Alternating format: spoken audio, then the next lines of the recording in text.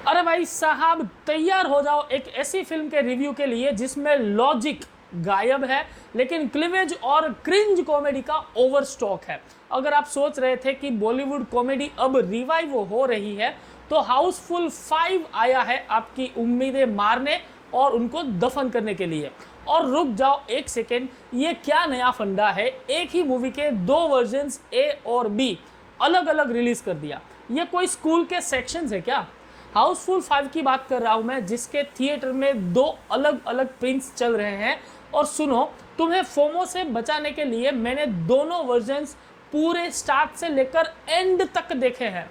हाँ भाई, पूरे 165 मिनट्स, एक भी मोमेंट मिस नहीं किया ताकि तुम्हें ये ना लगे कि अरे मैंने क्या मिस कर दिया। चलो मैं बताता हूँ क्या है इस फिल्म का सीन, बिल्कुल स्पॉइलर फ्री, पक्का प्रॉमिस। हाउसफुल 5 वही क्लासिक हाउसफुल फॉर्मूला है जो हम पिछले 5 पार्ट से देखते आए हैं। याद है हाउसफुल 1 और 2, वही चाओस, वही कंफ्यूजन, 2-3 कैरेक्टर्स, उनके नाम उलट पुलट, उनकी वाइफ्स और गर्लफ्रेंड्स का मिक्स मैच, और बस वही से शुरू होती है कॉमेडी ऑफ एरर्स। इस बार भी कहानी में एक बड़ा ट्विस्ट है। एक सुपर रिच आदमी की डेथ हो जाती है और वो अपनी सारी प्रॉपर्टी अपने असली बेटे जोली के नाम छोड़ जाता है। अब ये जोली कौन है किसी ने देखा नहीं है, बस सब उसका वेट करने लगते हैं और फिर बूम, 3 जॉलीज की ग्रैंड एंट्री। हाँ भाई, 3 जॉलीज। ट्रेलर में देखा होगा आपने, रितेश देशमुख, अभिषेक बच्चन और हमारे खिलाड़ी अक्षय कुमार। ये तीनों अपनी अपनी कहानियां सुनाते हैं, प्रूफ देने की कोशिश करते हैं कि असली जोली वही है। और ये सब एक बोर्ड ऑफ डायरेक्टर्स के सामने होता है जो इस रिच आदमी की कंपनी चलाते हैं। लेकिन रुको, ट्विस्ट यही खत्म नहीं है, एक किलर भी घूम रहा है जो अपने लिए मौका बनाने की कोशिश में है। अब ये किलर कौन है, क्यों मर्डर कर रहा है, कोई पकड़ेगा या नहीं, और असली जोली कौन है, ये सब जानने के लिए तो थिएटर तक जाना पड़ेगा। अब थोड़ी सी बात हाउसफुल ए की। ये कॉमेडी है 165 मिनट्स लंबी और इसमें 4 गाने हैं, 1-2 गाने ठीक ठाक लगे लेकिन बाकी क्रिंज का ओवरडोज। हाँ, हाउसफुल 5 का ह्यूमर तो हमें पता है लेकिन इतना ज़्यादा क्रिंज मैंने एक्सपेक्ट नहीं किया था।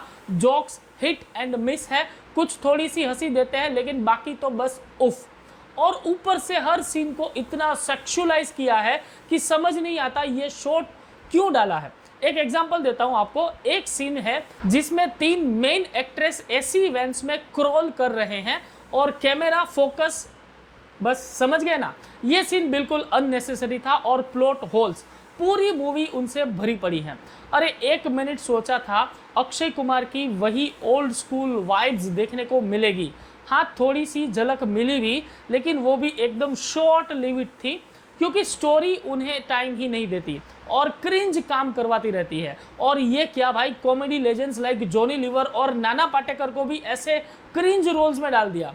नाना पाटेकर का कैरेक्टर थोड़ा सा डिसिप्लिन वाला है लेकिन फिर भी वो ऐसी चीज़ें करते हैं कि लगता है ये क्यों कर रहे हैं भाई।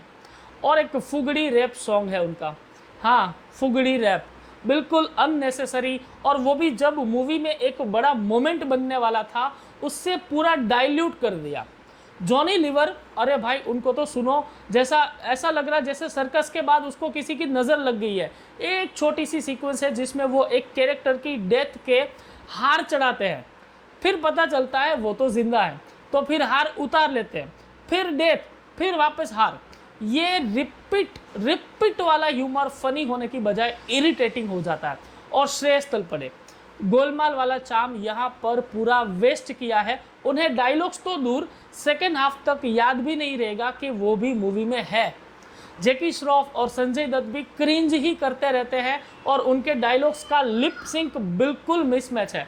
कभी कभी तो मुंह भी नहीं हिलता है लेकिन आवाज़ बैकग्राउंड से आती रहती है। अब हाउसफुल बी, उसका क्या सीन है ये बात करते हैं। होल्ड योर ब्रेथ, ये बिल्कुल हाउसफुल ए जैसा ही है। हाँ, पूरा स्कैम है, बस लास्ट के 5 मिनट में एक छोटा सा चेंज, क्लाइमेक्स में है 1 मिनट का डिफरेंस जिसमें ये बताते हैं कि किलर कौन है, बाकी सब फर्स्ट सीन से एंडिंग तक एकदम सेम। तो रिकमेंडेशन चाहिए, सीधा हाउसफुल ए देख लो क्योंकि मेकर्स भी जानते हैं वो उनका ओरिजिनल वर्जन है। हाउसफुल बी तो बस मार्केटिंग गिमिक है। तो शायद 1-2 हफ्ते बाद थिएटर से गायब भी हो जाए। तो भाई अगर तुमने glass onion, murder on the Nile या द यूजुअल सस्पेक्ट्स जैसी मूवीज देखी है तो हाउसफुल 5 का मज़ा शायद थोड़ा कम लगेगा, क्योंकि ये वही मिस्ट्री कॉमेडी है, बस थोड़ी सी एक्स्ट्रा मसाला वाली है। लेकिन अगर तुम हाउसफुल के डाई हार्ड फैन हो तो थिएटर तक दौड़ पड़ोगे। मैं इस मूवी को रेट करूंगा 2.5 आउट ऑफ 5 स्टार। और हाँ, एक काम करो, नीचे वाला सब्सक्राइब बटन प्लीज़ दबा दो, क्योंकि ऐसे रिव्यूज़, ऐसा ब्रेकडाउन्स और कहीं पे नहीं मिलेगा, ऐसी मस्ती आपको कहीं नहीं मिलेगी। अब जल्दी से कमेंट करो, तुम हाउसफुल ए देखने वाले हो या बी, या दोनों स्किप करके पॉपकॉर्न खाओगे? बताओ बताओ, जल्दी कमेंट में बताओ। मैं मिलता हूँ अगले वीडियो में, तब तक के लिए गुड बाय।